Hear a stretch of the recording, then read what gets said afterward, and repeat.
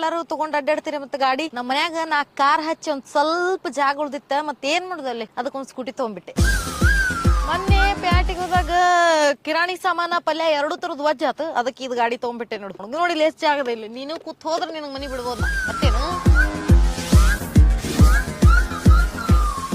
ಹೂನ ಇಲ್ಲಡಿಲ್ಲಿ same matching ಆಗ್ಲಿಕತ್ತಿತ್ತ ನನ್ ಸರದಿಂದ ತಗೊಂಡ್ ಬಿಟ್ಟೆ.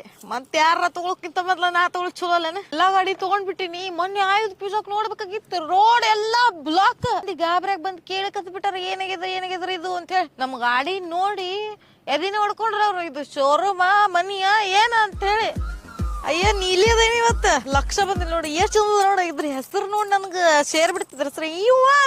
ಇವ ನಮ್ ಧಾರವಾಡದಾಗೆ ಮ್ಯಾನುಫ್ಯಾಕ್ಚರ್ ಆಗ್ತಾವಂತ ಇವು. ಇಲ್ಲಿ 1300 ಶೋರೂಮ್ಸ್ ನೋಡಿ. ಏನ್ ಚಂದದ. ನೀನು ಒಂದ್ ಬ್ಯಾಟ್ರಿ ಗಾಡಿ ಇಳಿಸಿ